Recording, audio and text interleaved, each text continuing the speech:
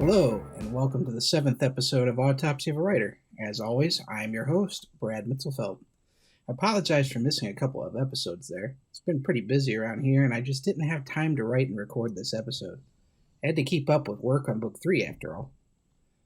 Before we get going, I'd just like to mention that I have a short story coming out in an anthology that's set to release on October 15th.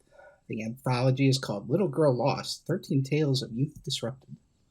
It's published by Madison Press and includes my story along with 12 others, and even includes a story by New York Times best-selling and Phoenix Award-winning author Piers Anthony. I'll drop a link to the website in the description below so you can get more information. Today's episode is a brief departure from the How to Write series.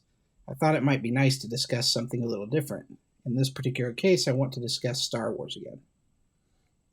With the upcoming release of Rise of Skywalker, it seems prudent that I share some information that I've gleaned by reading the books and watching all the other movies. The main topic of this video will be a discussion of how the Galactic Empire are really the good guys of the Star Wars story, but I want to start at the end to explain something else. The First Order is an illegitimate organization. You see, in the waning days of the Empire, the Emperor made an order that if he were to fall, the remainder of the Empire should disperse into the unknown region. He did not want the Empire to exist in his absence. However, Gallius Rex failed to enact his own plan when Admiral Sloane stopped him from destroying Jakku. She, instead, went into the unknown regions. It was in the unknown regions, at pre-established Imperial facilities, including shipyards, that the First Order was born. However, it was never intended for them to focus themselves around Snoke. This organization is a wannabe empire. They are not the empire that the Emperor wanted. They are fanatics of the worst kind, and as such should be eliminated. In this particular combat scenario of the new movies, the Republic and the Resistance do qualify as the good guys, even though the Republic is partly to blame for the existence of the First Order. You see, with several post-Death Star 2 destruction battles won, Mon Mothma made the unwise decision not to pursue the remaining Imperials, and instead sought to decommission much of the fledgling New Republic's military. This was an error orchestrated by the Empire itself, because they killed key military members under Rex's orders in order to make the Republic win battles that they would have ultimately lost. And this allowed them to lull themselves into a sense of security. This allowed the First Order to grow unchecked, and was precisely the reason that Leia decided to create the Resistance. It's a failure of bad writing on the part of some of the new authors and on Disney's leadership. Mon Mothma, the woman behind the strike on the second Death Star, would more than likely not have been so stupid as to decommission the majority of the military with such a large remaining Imperial force to deal with. Disney and their writers committed character assassination, essentially.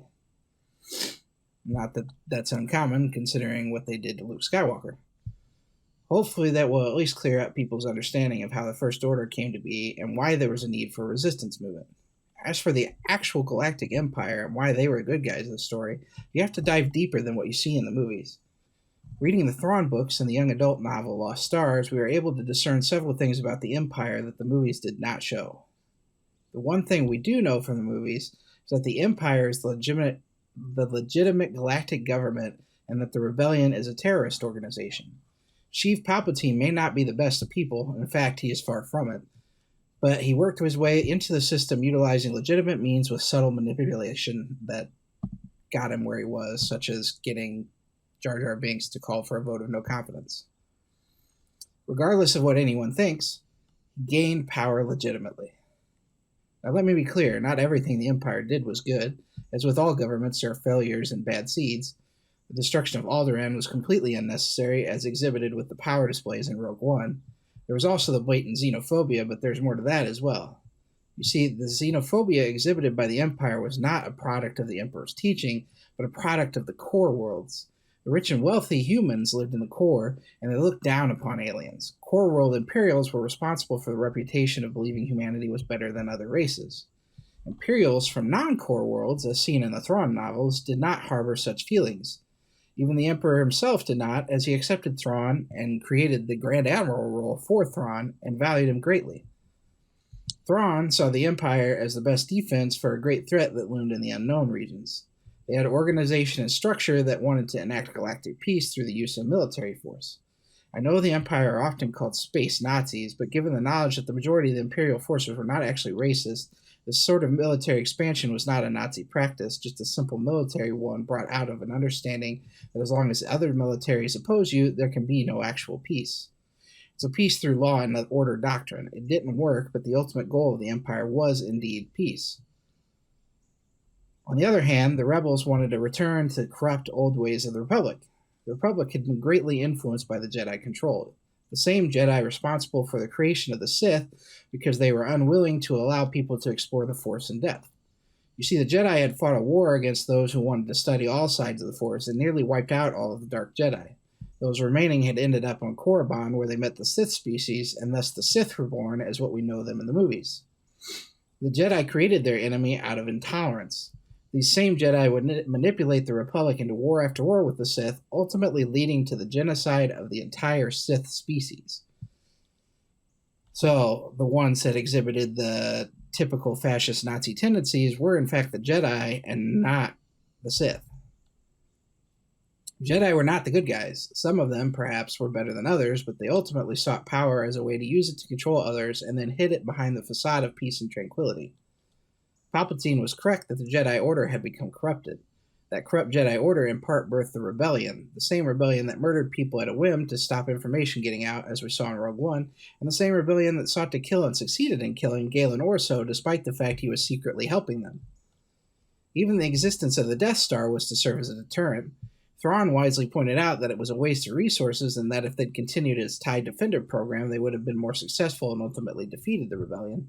Too many resources in two projects was ultimately the Empire's undoing. But as we can see by digging into the books, the Empire was A, the legitimate government, B, not the xenophobes they were made out to be except among the core world Imperials, C, intent on achieving galactic peace, and D, was not ruled by an organization that lied about who they were for the purpose of galactic control like the Jedi. They weren't perfect. Palpatine was decidedly evil, and Vader was manipulated into that evil by the man who created him, and there were others who were keen to commit evil acts, but most often those born of the core were the perpetrators. But there were also people who were practical and oftentimes kind among them, such as Thrawn and Sloane, who stopped Jakku from being destroyed. The rebellion were led by those who could not accept that they had been defeated in the Senate, and who mistakenly believed the Jedi to be bastions of good that they were not. They were terrorists who engaged in terrorist acts and formed an illegitimate government as a result. They even failed to accurately control the power vacuum that they created in the wake of the Empire's destruction, which ultimately required the work of Leia and the creation of the Resistance in order to attempt to keep that vacuum from exploding into another war. Ultimately, she failed, but she did try.